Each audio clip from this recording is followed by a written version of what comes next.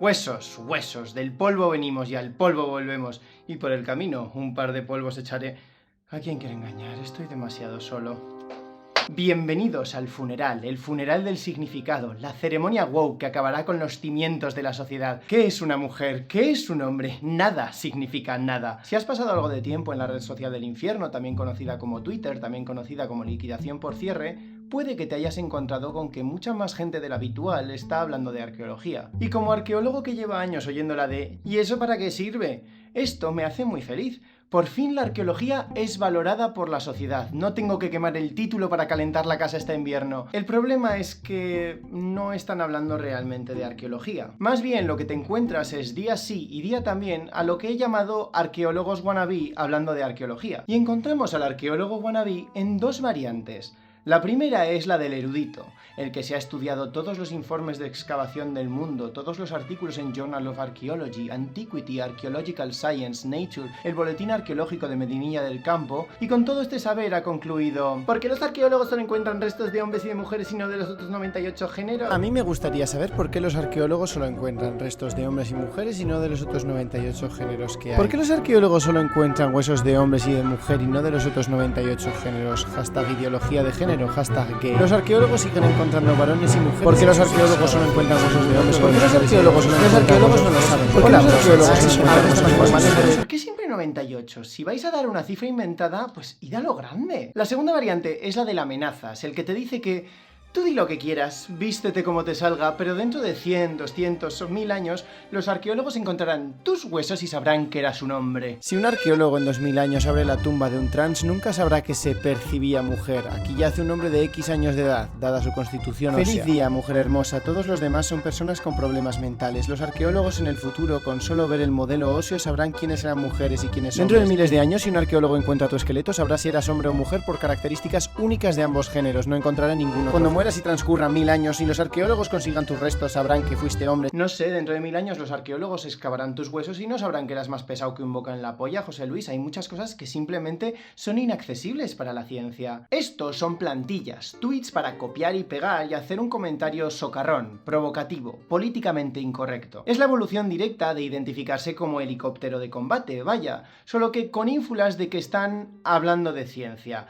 Porque saben perfectamente cómo funciona la arqueología. Claro que sí, todos arqueólogos. Pero estos arqueólogos wannabe no solo aparecen en Twitter, los tenemos en formato podcast. 1000 años, cuando un arqueólogo se encuentre tus huesos, va a decir si eres un hombre o una mujer. O en formato streamer. Oye, ¿quién te dice a ti que Adolf Hitler no se identificaba como una persona no binaria? Vaya, vaya, volvemos a encontrarnos, Sergio. Pero esta vez estás en mi territorio. Todos soñamos con ser arqueólogos de pequeños, pero solo unos pocos decidimos echar nuestro futuro laboral a la basura y estudiar arqueología, así que ahora me toca a mí. Y siento deciros que la ciencia no respalda lo que decís. Por supuesto, a ninguno de estos pensadores le importa la arqueología como ciencia, ni quieren saber cómo trabaja un arqueólogo. Lo que quieren es invalidar a las personas trans. Pero me considero una persona racional, una persona abierta al debate. Así que voy a asumir que estos comentarios son sinceros y que se deben simplemente a una falta de información. Y mis queridos librepensadores, voy a responder a todas vuestras dudas, porque siento que es mi deber como arqueólogo, como divulgador, como miembro del colectivo, como aliado. Pero para ello tenemos que ser científicos, racionales. Voy a ser paciente, relajado, y os prometo que no me voy a dejar llevar por las emociones. Ya me desahogué con mi padre cuando me mandó uno de estos tweets plantilla mientras preparaba este vídeo. Dale con eso, de verdad, es la consigna más estúpida del mundo de los arqueólogos para empezar. Bueno, para empezar esta consigna confunde sexo y género, ¿vale? El sexo, biológico, y el género, que es lo cultural. Hoy yo no soy esa. Hoy soy calmada y racional. Pero voy a necesitar un poquito de ayuda, si me la permitís.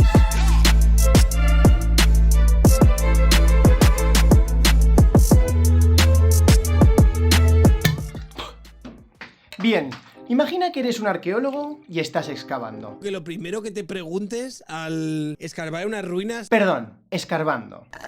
Y te encuentras con los huesos de una persona. Lo primero que vas a hacer es maldecir tu suerte porque te va a tocar rellenar una de estas fichas marcando cada uno de los huesos que se recuperan. Admirad el verdadero pic del cuerpo humano, el gigachat de los gigachats. Según el estado de los huesos vas a poder estimar varias cosas, pero tradicionalmente se empieza con dos: la edad y el sexo. No el género, me da igual que sean 1, 2 o 98. el sexo. ¿Por qué no hablar del sexo? Lo sé, sorprendente. Sexo no es género. Esta es una consigna que no dejan de repetir las TERF y los movimientos conservadores transodiantes en general. Es una consigna que han adoptado cuando nadie, ni la gente trans, ni los biólogos, ni los arqueólogos, ni la teoría queer, lo que sea eso, dicen que sexo y género sean lo mismo o que el sexo no exista. De hecho, los que suelen confundir sexo y género son los que intentan arremeter contra los queers. Por ejemplo, UTBH, Sergio. Puedo llamarte Sergio, ¿verdad?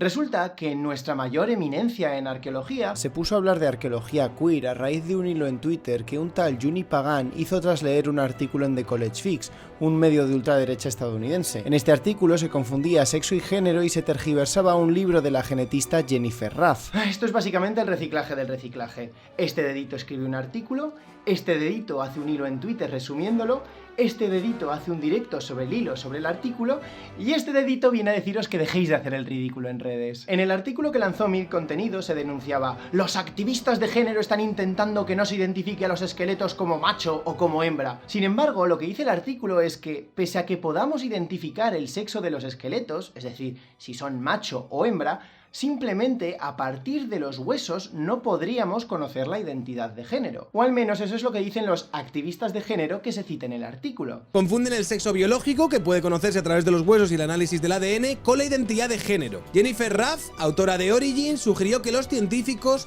no pueden saber el sexo de un cazador peruano de 9000 años de antigüedad biológica. No, Juni, cariño. Jennifer Ruff habla de que los científicos no pueden saber el género del individuo del que conocemos el sexo gracias a los huesos.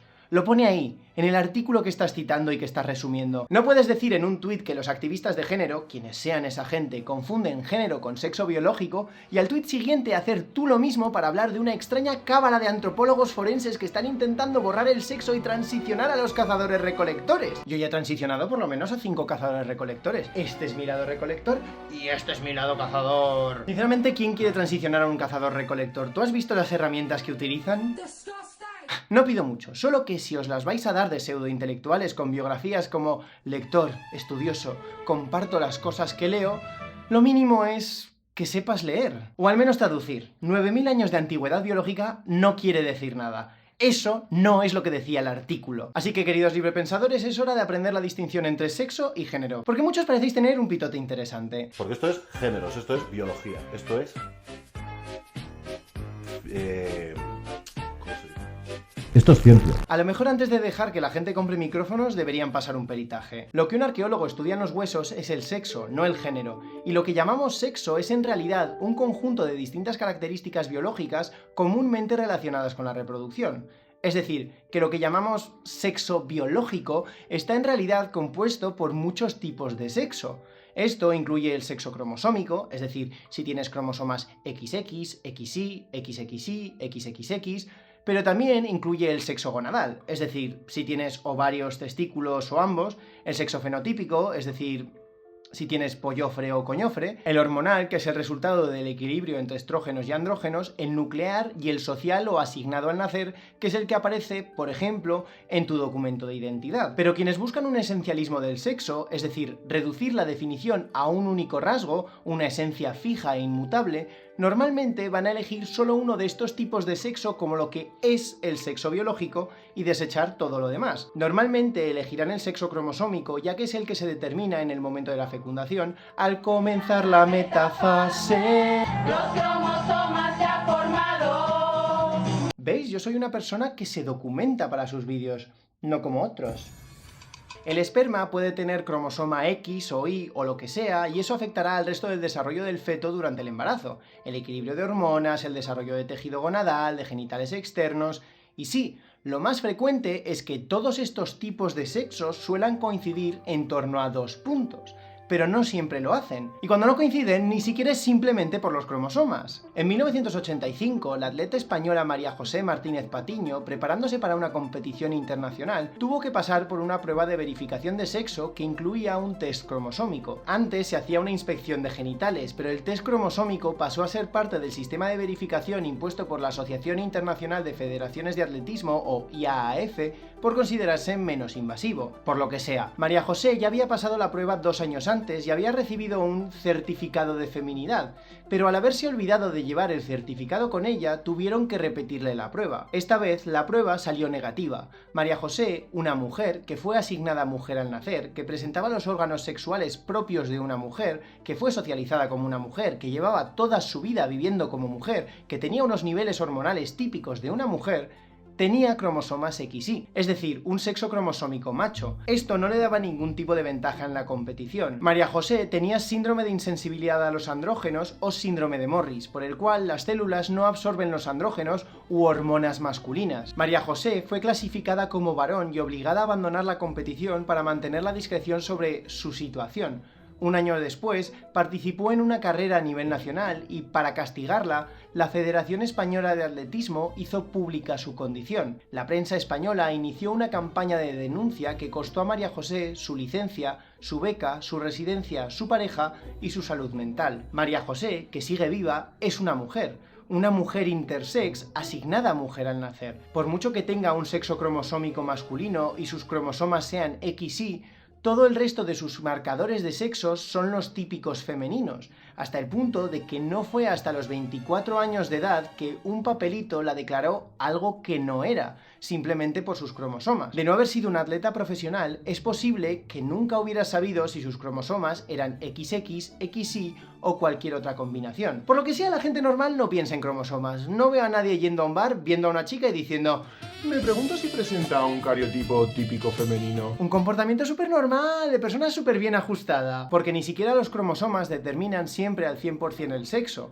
Actualmente los biólogos tienen algunos modelos para entender el sexo en humanos y, aunque hay debate, los que más se emplean son los que entienden el sexo de manera bimodal. Bimodal no quiere decir binario, sino que en cada tipo de sexo la mayoría de personas se concentran en dos puntos de un espectro. En algunos tipos de sexo hay más solapamiento entre los dos puntos, es decir, más puntos intermedios que en otros. Y estos tipos de sexo se pueden combinar de distintas maneras, en las que puedes tener, por ejemplo, un sexo cromosómico típico masculino o de macho, y tener un sexo fenotípico típicamente femenino o de hembra. Es decir, cromosomas XY y coñofre. Son muy caros, no les voy a dar dinero y la fruta es más sana. Y como pueden encontrarse distintas combinaciones entre estos tipos de sexo, otros biólogos entienden el sexo en su conjunto más como un espectro. Inciso, técnicamente para el sexo debería decir macho y hembra y no masculino y femenino, pero macho y hembra aplicado a seres humanos en español suena fatal por mucho que lo usamos para los animales, porque la lengua ha evolucionado de otra forma. En inglés, por ejemplo, decir male o female no tiene ninguna connotación rara, y voy a intentar decir macho y hembra cuando hable de sexo para ser preciso y no confundirnos. Ante esta evidencia científica, los transfobos, incluyendo nuestra autora de fantasía juvenil vuelta altavoz de un movimiento de odio favorita o, en el territorio nacional, Lidia Falcón o Lady Sombreritos, se han movido a una nueva definición de mujer, y esta es la productora de los gametos grandes, es decir, de óvulos. Porque es verdad que en humanos solo hay dos tipos de gametos, esperma y óvulo, pequeño y grande, dogue pequeño y dogue grande. Y más allá de lo problemático que es reducir a la mitad de la población a una definición en base a su capacidad de tener niños, que es la definición que históricamente se ha utilizado para oprimir a las mujeres y por tanto no es muy útil para la liberación femenina que está en la base del feminismo,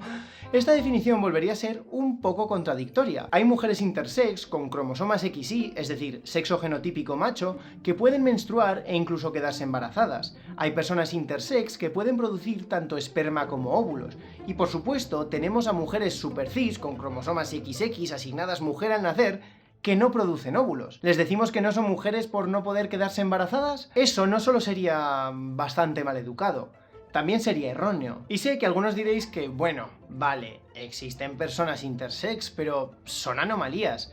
Aproximadamente un 1,7% de la población mundial es intersex, y un 1,7% puede sonar a poco, pero eso serían unos 134 millones de personas, 3 veces la población de España. Más o menos en el mundo hay la misma cantidad de personas intersex que de pelirrojos, solo que la gente intersex sí que tiene alma y merece derechos. Pero vosotros, arqueólogos wannabe de las redes sociales, sois gente lista, sois gente formada. Estaréis oyendo esta chapa sobre biología, cromosomas, genitalidad, fenotipo, hormonas, y os habréis dado cuenta de algo. Ninguno de estos rasgos suele sobrevivir al paso del tiempo. Un arqueólogo no se encuentra pollofres o coñofres, solo se encuentra huesos. Y los huesos solo son de dos tipos, ¿verdad? Puedes decir género neutro, puedes tener muchas orientaciones sexuales, pero dentro de 100 años, si un arqueólogo encontrase tus huesos, dirá que eres hombre o mujer. Fin. Jaque mate, pronombre, solo existen dos pelvis. ¿Cómo vas a sacar una bola metálica por tu sínfisis púbica? Cariño, he visto pelvis de hombre dándose más de sí que los vestidos de una travesti. Bien, los huesos pueden indicarnos el sexo del individuo, lo que llamamos el sexo anatómico o morfológico. Pero esto depende de dos cosas. Uno, que el individuo sea adulto, es decir, que haya pasado por la pubertad. Y dos, que el esqueleto esté bien conservado, que en arqueología eso a veces es complicado. En ese esqueleto se miden varios marcadores del sexo, y normalmente el hueso que puede ser más indicativo es la pelvis, sí, ya que si tienes útero lo más común es tener una pelvis que no se partirá en dos durante el parto. Pues eso dice, que da igual tu orientación sexual. El arqueólogo solo sabrá si eres hombre o mujer por la cadera. Exacto, ni gay ni hetero. Pelvis, nuevo nombre de drag king, Pelvis Presley. Ay, ya bastante tengo con explicar la diferencia entre sexo y género. No me voy a meter a hablar de orientación sexual porque si no, no acabamos. ¿Esta gente qué pasa? ¿Que ha aprendido biología con el refranero español? Ancho de espaldas y estrecho de culo, maricón seguro. Yo sé que esta puesta en escena no es la más sutil, pero es que, ¿veis con lo que hay que lidiar? Es que no es que haya que explicarlo con manzanitas, es que hay que plantar el manzano. El problema es que no hay dos tipos de pelvis. Algunas mujeres cis, hembras biológicas humanas, incluso tienen pelvis demasiado estrechas para dar a luz sin ayuda médica. No sé si lo sabéis, pero históricamente dar a luz ha sido una de las principales causas para acabar en el cementerio. Así que nos fijamos también en el resto del esqueleto y medimos el resto de marcadores de sexo que se hayan conservado. Por ejemplo, el ángulo de las inserciones musculares, que son los ganchos del hueso donde se agarran los músculos, o la proporción entre la longitud del fémur y la del radio. E incluso la diferencia de longitud entre el dedo índice y el dedo anular pueden utilizarse para estimar el sexo anatómico. Ya sabéis, si queréis saber si vuestra cita es una hembra humana verdadera, haced como que vais a proponerle matrimonio y cuando acerque la mano para que le pongáis el anillo, sacas un calibre y le vas midiendo los dedos. Caroline, ¿te quieres casar conmigo? Christopher, pensé que nunca lo... Ajá, ¿pero qué lo sabía. haces? La falange proximal de tu segundo dedo tiene un ratio IFL a RFL mayor que... Es súper fácil. Pero hay otro problema, y es que estas mediciones no son universales, porque, de nuevo, no hay dos tipos de esqueletos. Estas mediciones para estimar el sexo tienen que hacerse por poblaciones. Hay partes del mundo donde las diferencias en los huesos entre hombres y mujeres son menores o se combinan de otras formas. Por ejemplo, en poblaciones europeas, norteamericanas y africanas, el ángulo de la frente suele ser diferente entre machos y hembras. Las personas de sexo masculino tendemos a tener una frente más huidiza.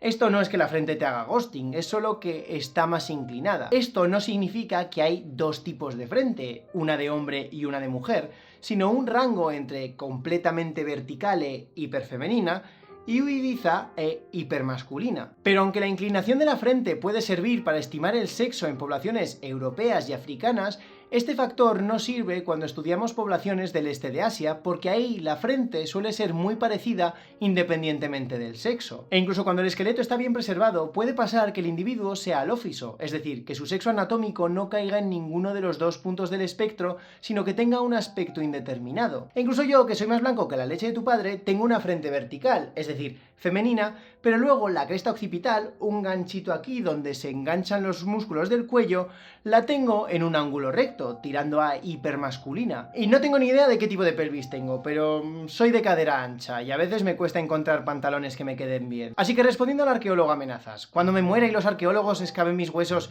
¿sabrán que era un hombre? Pues quién sabe lo que van a decir los arqueólogos dentro de 1000 años cuando me excaven. Y francamente, ¿a quién cojones le importa? Yo como arqueólogo hoy día bastante tengo con lo mío, que los arqueólogos aliens del futuro se busquen ellos mismos las castañas. Medir los huesos permite a los arqueólogos estimar, y la palabra clave es estimar, el sexo morfológico del individuo. Y esta es la forma que más utilizan los arqueólogos para estimar el sexo, porque mirar es gratis. Pero si os preocupa toda esta ambigüedad, que se pierdan los huesos, que no estén bien conservados, que no sepamos dónde medir, estáis de suerte, porque por solo 9,99 los arqueólogos podemos llevar tus huesos a un laboratorio y recuperar el material genético para identificar esos preciosos cromosomas. A veces. Los arqueólogos también podemos analizar el ADN de un esqueleto y conocer su sexo cromosómico por medio de la reconstrucción del ADN antiguo. Y aquí hay otros problemas. Primero, que ese método es caro y lleva tiempo. No lo vamos a hacer con todo el mundo, lo siento. Pero aparte, el análisis de los cromosomas a veces contradice el estudio de la querida pelvis y los huesos. A veces incluso el esqueleto que estaba clarísimo por su anatomía que era una mujer, vuelve del laboratorio y resulta que tenía cromosomas XY, es decir, sexo cromosómico macho. ¿Era esta persona una mujer con cromosomas XY? ¿A lo mejor una mujer con síndrome de insensibilidad a los andrógenos, como el caso de María José? ¿O simplemente era un hombre con una pelvis más ancha y una morfología más feminizada? Pues aquí está la clave de cualquier estudio arqueológico. Se necesita más investigación. ¡Dadnos dinero! ¡Dadnos dinero! Mirad, sé que esto es un lío y no quiero complicaros con demasiada ambigüedad, con demasiada biología, con demasiada... ¿cómo se dice? Esto es ciencia. Eso es, gracias. Lo que quiero decir es que el estudio de los restos humanos es toda una ciencia, y estimar el sexo no es tan fácil como llegar y clasificar las cosas en dos según si tienen la forma A o la forma B. El cuerpo humano puede tener formas muy diversas, hay muchos tipos de cuerpos, y por supuesto, hace 200 años la gente no definía estas diferencias en base a los cromosomas, porque aunque la biología es la que es, cómo leemos el cuerpo, es decir, cómo entendemos el sexo, es algo que cambia. Hasta hace 400 años, el modelo biológico del sexo que imperaba en Europa era que había un solo sexo, el masculino, y que las mujeres eran hombres a medio hacer. Literalmente, que durante el embarazo había faltado calor y eso no había permitido que se desarrollase el feto como un varón perfecto. Pero había quienes defendían que un golpe de calor podía transformar a una mujer en un hombre. De hecho, conocemos varios casos de mujeres que, ya adultas, desarrollaron testículos. En 1605, una muchacha llamada Magdalena Muñoz fue internada por su padre en un convento de Úbeda. Magdalena era lo que en esa época llamaban una marimacho, una mujer con la fuerza y disposición de un hombre, y las monjas, curiosas por su nueva hermana, inspeccionaron en varias ocasiones el sexo de Magdalena, metiéndose incluso a escondidas en su celda para inspeccionarla mientras dormía y confirmar que era una mujer. Lo cual no sé si es un pecado, pero desde luego no sería lo más sórdido que ha hecho la Iglesia. En 1617, con 34 años de edad, Magdalena pasó la tarde cargando sacos de trigo y al terminar, agotada, empezó a pasar fiebre. Se encerró en su celda sufriendo dolores intensos en el vientre y tras 3 días su fiebre e inflamación se calmaron y entre sus piernas ahora había la natura de un hombre. 6 días después, su voz comenzó a volverse más grave y empezó a crecerle barba. Y tras varias inspecciones médicas, se la declaró varón y Magdalena abandonó el convento. Esta historia, en su época, no se leyó como que Magdalena hubiera sido siempre un hombre o como que era una persona intersex. Por supuesto, los exámenes médicos no miraron sus cromosomas ni sus niveles hormonales. Se vio como el desarrollo del varón perfecto, que antes era mujer y ahora era hombre. Hoy un biólogo podrá explicar el caso de Magdalena en base a ciertas condiciones médicas, hormonas, cromosomas, lo que sea, pero en 1617 la explicación era que le había dado un golpe de calor y por fin se había desarrollado del todo. Y así es como se leyó su sexo, su cuerpo y su realidad biológica. Esa lectura de su cuerpo fue la que sirvió para que Magdalena abandonase el convento y se volviese a convertir en el heredero de su padre. Igual que a María José, la Federación de Atletismo la nombró varón por un examen de cromosomas, pese a tener órganos externos femeninos, en el caso de Magdalena los cromosomas no importaban porque no se conocían. Fue la aparición de un órgano sexual masculino lo que hizo que su cuerpo se transformase a ojos de la sociedad del de una mujer al de un hombre. La arqueología queer no niega que la biología exista, pero reconoce que esta biología se lee en un contexto y que incluso el cuerpo, la biología, se lee y se construye históricamente. ¿Te crees tú que en el siglo XVII iban a estar diciendo pero tiene cromosomas XX o XY? Pero el copypasta que los sabios de redes no dejan de repetir y que me ha llevado a todo este rant no hablaba de sexo, sino de género. ¿Por qué los arqueólogos solo encuentran huesos de hombres y de mujeres y no de los otros 98 géneros? Buena pregunta, José Francisco. Hablemos de género. Si lo que los arqueólogos vemos en los huesos es el sexo, ¿de dónde sale el género? Aquí en el guión solo tengo apuntado: define el género de forma concisa, precisa, que no se pueda malinterpretar, que no ofenda a nadie y que sea entretenida. Suena fácil. Normalmente, cuando decimos género, nos referimos al conjunto de características que como sociedad asociamos a hombres y a mujeres, y a otros grupos, pero vamos por partes. Esto incluye responsabilidades, atributos, tareas y estereotipos. Por ejemplo, que las mujeres se tienen que quedar en casa con los niños ha justificado un reparto de tareas en el que las mujeres se encargan de los cuidados y una serie de estereotipos como que las mujeres son más tranquilas, más empáticas, etc. Estos estereotipos luego han servido para calificar como mala mujer o poco femenina a las mujeres que se salían de esos estereotipos, fuera porque querían o porque necesitaban, yo qué sé, salir de casa para trabajar. Y lo mismo para los hombres, un hombre débil es poco hombre, llorar es poco masculino, etc. Estos estereotipos cambian según la cultura y el tiempo. El rosa, que hoy es femenino, en el siglo XVIII en Europa no tenía género. En el pueblo Aka, el cuidado de los bebés ha sido tradicional entre los hombres, que llegan a dar el pecho. Y esto los arqueólogos no lo leemos en los huesos, sino en las cosas que acompañan a esos huesos, lo que llamamos el ajuar. ¿Cómo le explicaría el ajuar a alguien terminantemente online? El género es el loot, y puede que una persona sea enterrada con una maza de +7 puntos de furia y +2 de ataque, o puede ser enterrada con un broche de +4 puntos de carisma. En muchas sociedades del pasado, cuando una persona moría, se le enterraba con objetos que utilizaba en vida o que eran importantes para ella, pero sobre todo que marcaban su posición dentro del grupo.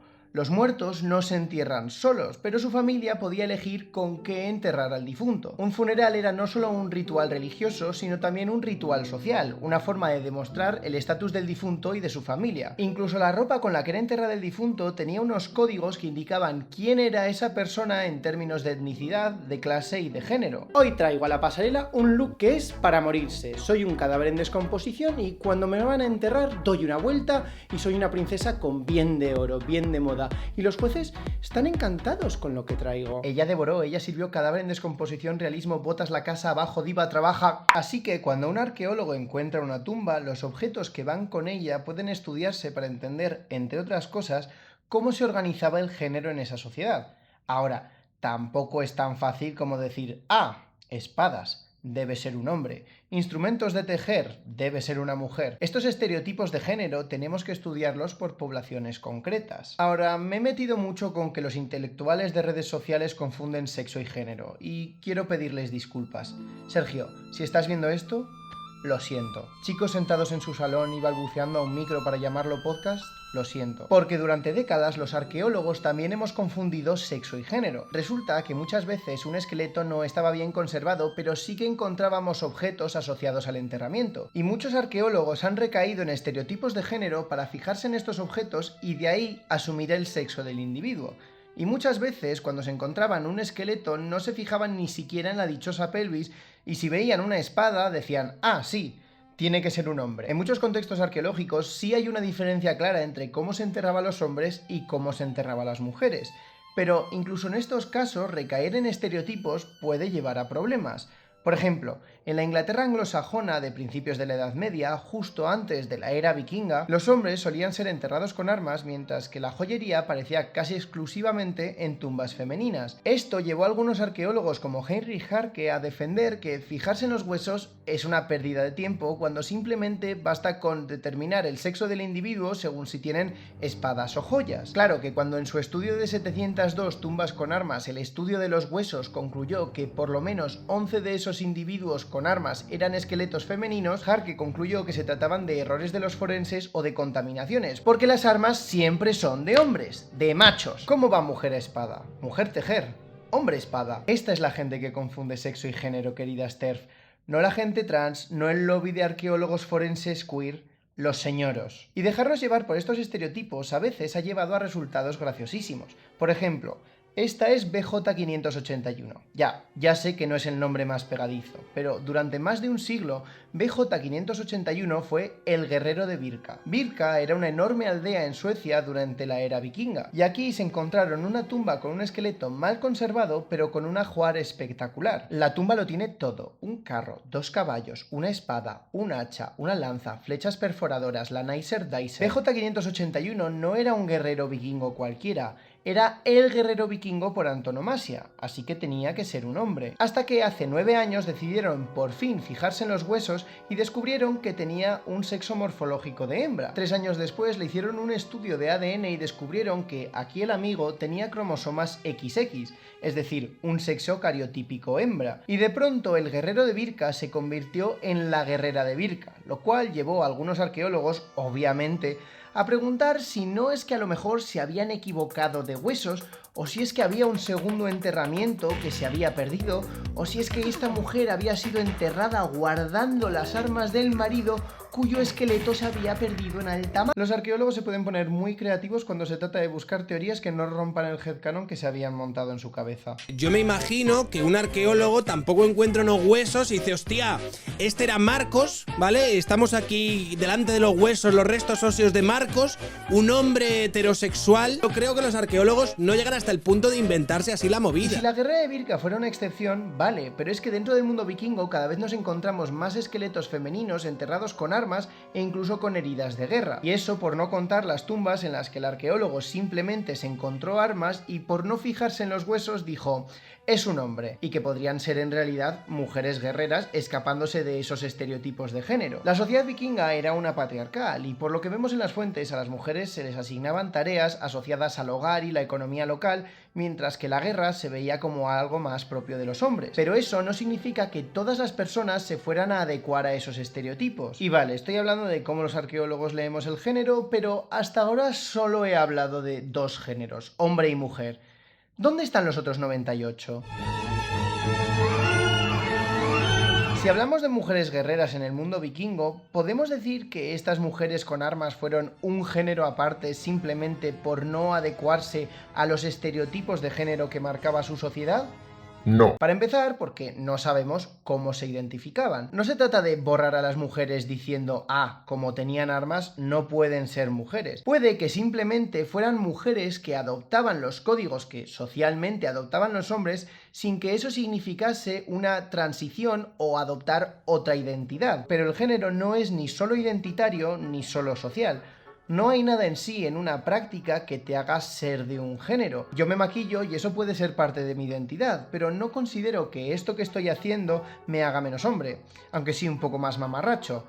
Pero también sé que otros pueden ver esta expresión de género y verme como menos hombre o pueden dudar de mi género si no encajo en los códigos sociales marcados que indican que maquillarse es propio de mujeres, salvo que en vez de maquillaje lo llames pintura de guerra, claro. Pero la verdadera prueba de fuego a si mi expresión de género es masculina o femenina sería sacarme un pezón ahora mismo y ver si esto lo censura YouTube. Yo soy un hombre cis, es decir, asignado hombre al nacer y me identifico como hombre, pero constantemente se pone en cuestión mi masculinidad, es decir, mi género, porque soy maricón. Así que encontrarnos a una mujer enterrada con armas no es suficiente para decir que esta persona era un tercer o un cuarto género. A lo largo de la historia, muchas mujeres han adoptado roles que se entendían más masculinos, como la guerra, sin renunciar a su identidad.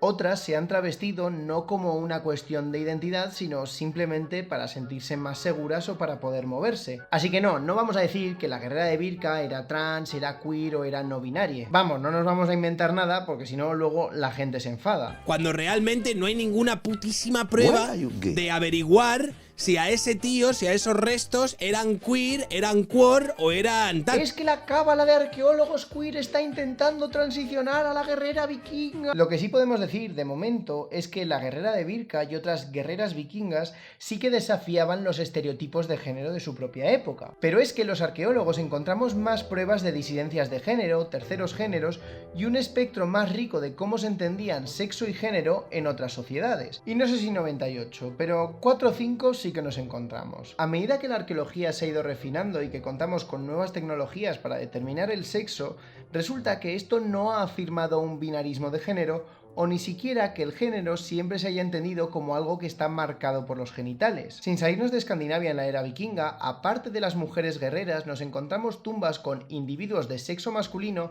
enterrados con objetos que normalmente solo se encuentran en tumbas femeninas o con mezclas de objetos que normalmente son exclusivos de hombres o exclusivos de mujeres. Y estas transgresiones de los estereotipos de género se han interpretado como posibles enterramientos de chamanes que adoptarían una identidad de género intermedia o fluida. Por ejemplo, en Clinta, la tumba 59-2 tenía los restos incinerados de un hombre que fue enterrado con joyas y prendas de vestir que normalmente solo se encuentran en tumbas femeninas.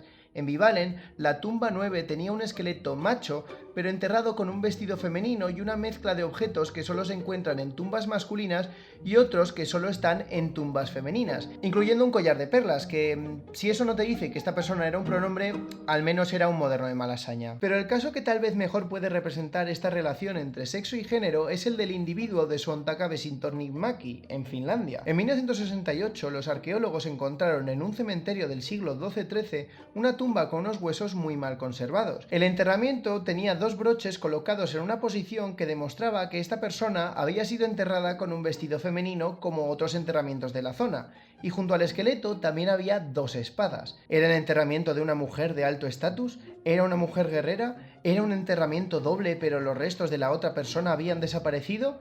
El esqueleto estaba muy mal conservado, así que no se podía estimar el sexo simplemente observando los huesos. Pero hace 2 años se pudo reconstruir el ADN de la persona enterrada y determinar los dichosos cromosomas, así que redoble de tambores. ¿Era hombre o era mujer? ¿Era macho o era hembra? Pues resulta que su sexo genómico era XXY, ni el típico de hombre ni el típico de mujer. Resulta que esta persona que había sido enterrada con un ajuar mixto tenía, además, un cuerpo intersex, probablemente por el síndrome de Klinefelter, una de las formas de intersexualidad más comunes, pero que no deja rastro en los huesos. El síndrome de Klinefelter afecta a 1 de cada 576 nacimientos masculinos y puede presentarse en distintos grados, desde un retraso en el habla hasta el desarrollo de pechos, micropene, esterilidad... Es decir, algunas formas de este síndrome son más evidentes que otras, pero no suele ser hasta la pubertad que se presentan. El caso de Suontaka Besintornin-Maki es una oportunidad para entender cómo interactuaban el sexo y el género en el pasado. Un cuerpo, es decir, un sexo diferente que no encajaba en ninguna de 2 casillas, fue acompañado por una resignificación del papel social de este individuo, es decir, de su género. Mientras que el resto de tumbas del yacimiento tienen uno de 2 tipos de ajuares, o espadas o broches, este individuo mezcla ambos tipos de ajuar, como también hacía el individuo de Vivalen. Las arqueólogas que analizaron los restos sugerían que estaríamos hablando de una identidad que escapaba del binarismo o que podríamos llamar bajo el término general de identidad no binaria, teniendo en cuenta que el término es moderno y por tanto anacrónico, pero para entendernos. Sexo y género no son lo mismo, pero están relacionados y se influyen mutuamente. Y entiendo que puede haber una confusión cuando hablamos de personas transgénero, pero pedimos que se puedan cambiar el sexo registral, el que pone en el DNI. Esto es porque en nuestra sociedad, cuando nace un niño, observamos un tipo de sexo, el fenotípico. Enhorabuena, tiene pollo fresco. Y le asignamos un género. Enhorabuena, es un niño, no le deje jugar con Barbies, no vaya a ser que le salga maricón. Y en tu desarrollo se entenderá que ambos tienen que ir de la mano y un tipo de cuerpo ir con un tipo de comportamiento. Y algunos diréis: bueno, tú identifícate como te salga, como quieras, pero no puedes cambiar tu sexo, tu biología. Pero la indicación en tu DNI o tu pasaporte no intenta medir la biología, sino regular comportamientos sociales a través, por ejemplo, de leyes. Es un tipo de sexo puramente social, porque durante mucho tiempo hemos equiparado sexo con género. Y eso es lo que ocurre hoy con las personas trans, que más allá de cambiar sus comportamientos cuando empiezan a transicionar, por ejemplo, entrenar su voz, vestirse con prendas que socialmente se asignan a su género, también inician una serie de cambios físicos en su cuerpo, desde hormonas que cambian su equilibrio hormonal y por tanto su sexo hormonal, hasta operaciones para cambiar su sexo fenotípico o incluso sus huesos. Y si una mujer trans se hace operaciones para feminizarse la cara y se quita milímetros de hueso para adecuarse más a los estándares de la sociedad y vivir más tranquila, o yo que sé, que no le den una paliza en la calle, adivinad qué, el arqueólogo del futuro va a ver el resultado de esas operaciones en los huesos y va a entender que esta persona pasó por una serie de alteraciones estéticas para cambiar su morfología. Y si vas a ver si esa operación está relacionada con su identidad de género o no, pues dependerá del resto de pistas y fuentes que se conserven cuando inevitablemente la revolución de las orcas ocupe los principales puertos y vías de comunicación y nuestra sociedad colapse. Volviendo a la era vikinga, la cosa es que estas arqueólogas no se sacaron lo del vikingo lapón no binario de la manga porque fueran unas woke. Las pocas fuentes escritas que conservamos y que nos hablan de las sociedades del norte de Europa durante la Edad del Hierro dejan entrever que aquí el género no era algo binario. En el mundo nórdico, los practicantes de Seidr, lo que hoy traducimos como magia, eran chamanes que hacían una actividad entendida como femenina. El Seidr lo practicaban sobre todo mujeres, pero también hombres afeminados. En algunas fuentes aparecen hasta 3 términos para referirse a estos chamanes: Baulur para las mujeres, Vidkar para los hombres y un tercer término utilizado para hombres chamanes que es Seidberender, que aunque durante un tiempo se tradujo como hombres chamanes, su traducción literal era útero mágico. Tácito, en su obra sobre Germania, habla de sacerdotes que eran hombres vestidos de mujeres. Siglos más tarde, estos sacerdotes con vestidos femeninos siguen apareciendo en las fuentes escritas del norte de Europa. En la Inglaterra anglosajona, las personas con algunos tipos de intersexualidad eran vistas conocidas como hombres y mujeres a la vez, llamadas excrete, y se les atribuían milagros y facultades mágicas que no tenían ni los hombres ni las mujeres. Y durante décadas esto de los sacerdotes travestidos de las fuentes se tuvo como una figura literaria, al igual que pasaba con las mujeres guerreras, porque quienes estudiaban estas fuentes no podían concebir de mujeres que realmente tomasen las armas o personas que adoptasen identidades fuera del binarismo. Pero ha sido precisamente la arqueología la que ha permitido ver que estas identidades existían y que tenían cabida dentro de estas sociedades. Y los arqueólogos han seguido encontrando esqueletos que desafían esta visión tan rígida de que en toda sociedad el género ha estado únicamente marcado por los genitales o que nunca han existido más que dos géneros. En Portway, Inglaterra, en un cementerio anglosajón, se excavó un esqueleto masculino enterrado con vestido femenino, y lo de que ésta podía ser un individuo que estaba fuera del binarismo de género ya se sugirió en los 80, antes de que, según mucha gente, el lobby queer y el posmodernismo aplicado obligasen a interpretaciones woke. Vale, estoy convencido de que todo esto tiene más que ver con la influencia woke y el posmodernismo aplicado. Recemos por la ciencia. Recemos por la ciencia.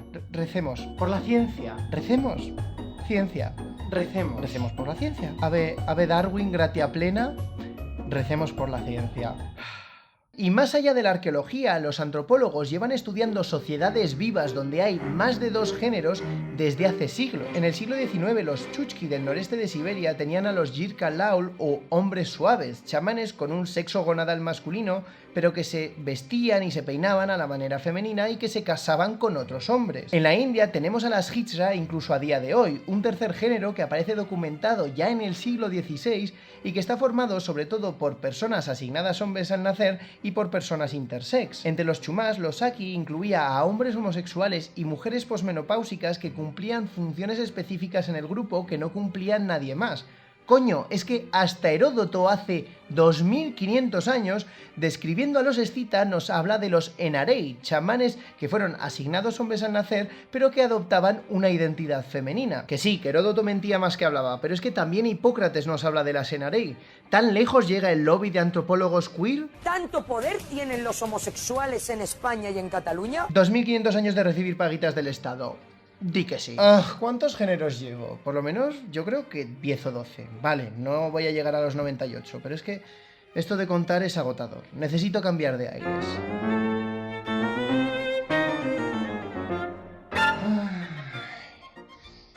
Bien.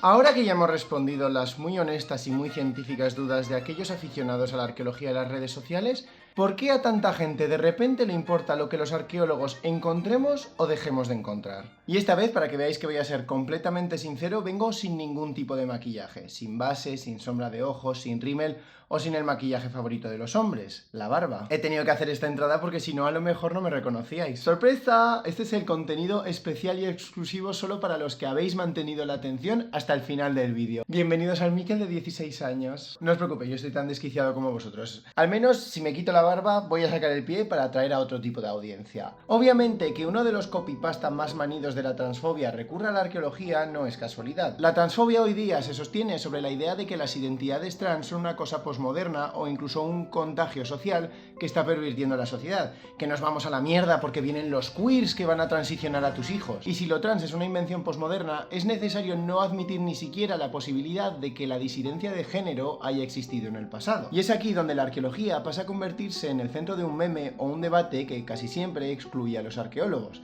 Que lo entiendo, no necesitas un arqueólogo para ponerte un micro en el salón y decir 4 gilipolleces con tu colega, pero somos una de las carreras con peores salidas laborales. Dadnos una ayudita. Seguro que encontraréis a alguno deseoso de hablar de lo suyo, de verdad. Y en los pocos casos en los que algunos de estos intelectuales sepan que existe la arqueología queer, por supuesto, no tendrán ni idea de en qué consiste. O simplemente, por oír queer, ya estarán en alerta sin leer ni informarse. Sexo no es género, sí. Es una consigna que, por algún motivo que desconozco, no dejan de repetir las personas en contra del lobby trans, cuando es una consigna que, precisamente, valida la existencia de identidades trans. Sexo no es género significa que a un sexo concreto que detectas en unos huesos no le puedes atribuir un género, es decir, una identidad y unos comportamientos sociales, simplemente por asumir. Sexo no es género significa que nacer con unos genitales no invalida la identificación con un género distinto al que se te ha asignado al nacer. La equiparación de sexo con género es lo que durante generaciones se ha utilizado para calificar como poco mujer a mujeres que, por muchos órganos y cromosomas femeninos que tuvieran, tenían hombros anchos o eran corpulentas. Este es un libro de 1958 en el que el Dr. A. van der Put pregunta a sus preocupadas lectoras: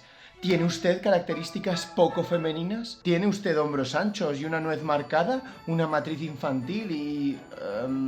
ideas de emancipación y poca afición a las tareas del hogar? ¿Ganas de tener una cuenta bancaria propia? ¿No será usted una marimacho con una matriz poco desarrollada? Mira, si hasta incluyen lo de tener manos grandes. Ni eso lo habían inventado los TERF. ¿Y usted, señor, no tendrá un esqueleto feminizado con caderas anchas que le hace disfrutar de las tareas del hogar? De las 10 características poco masculinas, cumplo 8. No sé, doctor Vander, ¿es poco masculino querer ir al...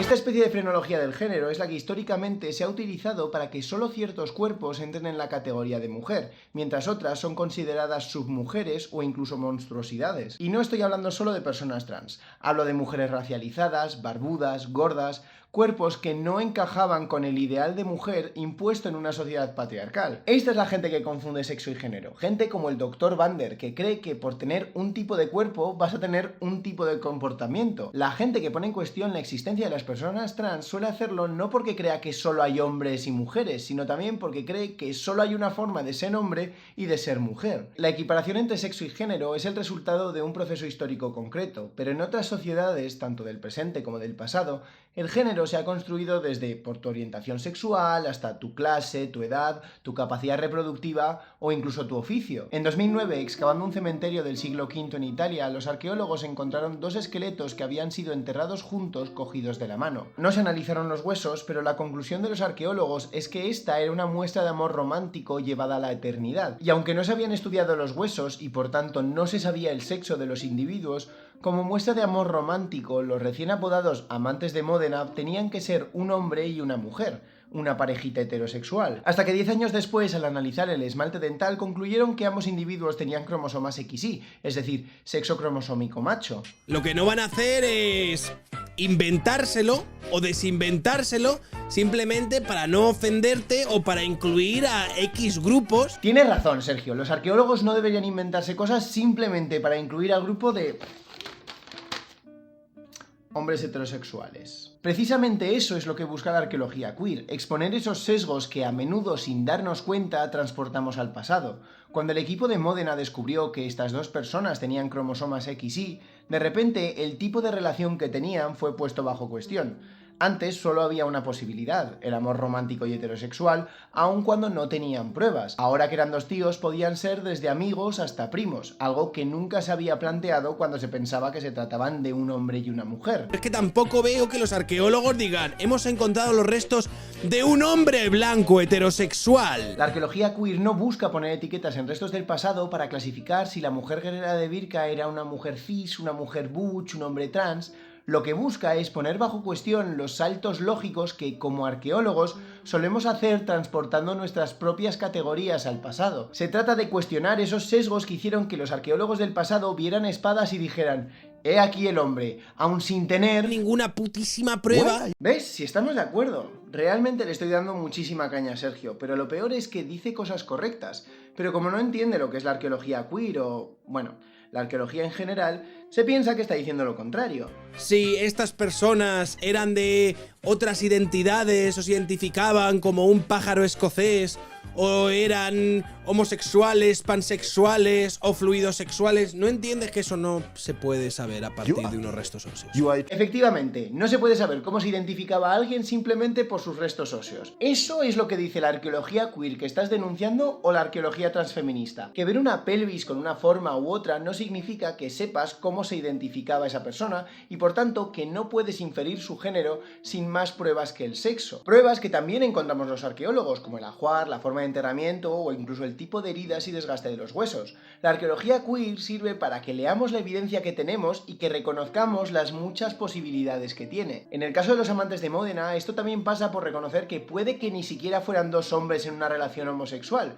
podría ser una relación heterosexual entre un hombre y una mujer intersex que, como María José Martínez Patiño, nació con cromosomas XY y síndrome de insensibilidad a los andrógenos. Yo siempre a favor de la inclusión de narrativas heterosexuales en la lectura del registro histórico y arqueológico, la verdad. Los pobres es que están sufriendo muchos ataques desde que nació la cultura woke. Alguien tiene que velar por vosotros y tranquilos, que yo estoy aquí. Como quieran mis heteros deconstruidos que ven este canal. Algo parecido pasa con BJ581 y otras mujeres guerreras de la era vikinga. Y es que con las fuentes que tenemos hasta ahora no podemos saber si se las leía como mujeres masculinas, o si había una identidad de género aparte al tener un cuerpo concreto y adoptar los códigos sociales normalmente asignados a otro tipo de cuerpo. Pero ahí está la gracia. Todas estas posibilidades deben ser reconocidas, reconociendo también la agencia de las mujeres para elegir una forma de vida u otra sin renunciar a ser mujeres. Y estudiar estos casos con una mente abierta es precisamente lo que nos permite acercarnos a entender cómo funcionaba el género en las sociedades vikingas. No se trata de ponerles etiquetas concretas, sino de entender las formas fluidas en las que el sexo y el género se han construido en distintas sociedades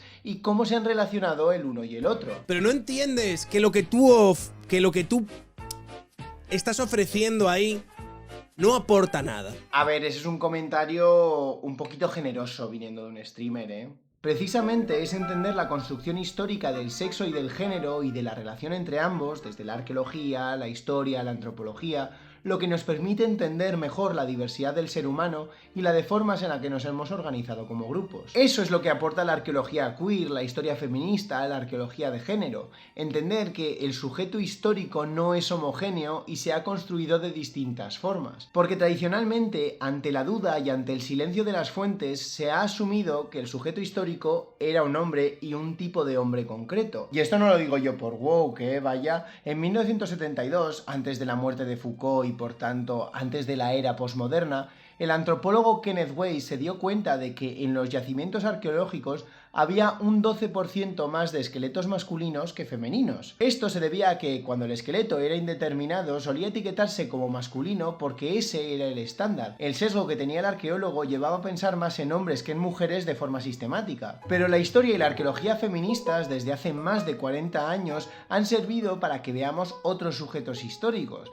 Hace 50 años también se veía que la historia de las mujeres no aportaba nada, porque tenían que inventarse las cosas porque las mujeres no están en las fuentes, tristemente. No es culpa mía que todo el registro histórico lo hayan escrito hombres. Pero, oh sorpresa, fue leer con atención las fuentes, con un marco teórico feminista y buscando a las mujeres, y de repente fuimos capaces de saber mucho más de las sociedades del pasado sin excluir a la mitad de la población. Y la arqueología queer o la arqueología transfeminista buscan lo mismo, cuestionar nuestros propios sesgos que nos impiden explorar otras posibilidades en el pasado, que nos obligan a ver dos esqueletos de la mano como un hombre y una mujer en una relación romántica, o a un esqueleto con un ajuar mixto como una contaminación o un error. Y entiendo que decir, ¿por qué los arqueólogos no encuentran los otros 98 géneros? Es graciosísimo, pero ve a decirlo en un congreso de arqueología o de antropología a ver de quién se ríen. Y de nuevo, es probable que yo me muera y un arqueólogo dentro de 100 años me identifique mal. Si no se han conservado bien mis huesos, podrá incluso no saber mi sexo, y si no tiene ningún tipo de ajuar ni documentación, es que no sabrá si soy hombre, mujer o qué. Pero creo que es bastante comprensible que, como dirían los franceses, je m'appelle Bárbara, me la pele una barbaridad. Yo prefiero vivir mi vida ahora, no en base a lo que 4 frikis escaben dentro de 100 años, pero si que el lobby de arqueólogos queer te haga misgendering es algo que te quita el sueño, pues di que te entierren con una plaquita de plomo diciendo aquí yace un hombre cisetero. Eso sí, espero que se conserve bien el enlace a todos vuestros vídeos de YouTube, TikTok, podcast y los de Twitter para que los arqueólogos o historiadores del futuro sí sepan identificaros sin ningún tipo de duda como auténticos soplapollos. Do you wanna have fun? Fun. Saluda. Bien. Esto es como los cimientos. Claro. ¿Sabes? Como sí. cuando tú excavas. Si que quieres decirle algo a un tío blanco hetero. Un tío blanco hetero, bórrate las redes. Búscate un trabajo, un tío blanco hetero. Claro. 1, 2, 3, 4, 5, 6, 7, 8, 9, 10. ¿Cuántos genitales me quedan por comerme? Una papaya entera y medio plátano. Al menos cumplo con mis 5 raciones de fruta y verdura al día.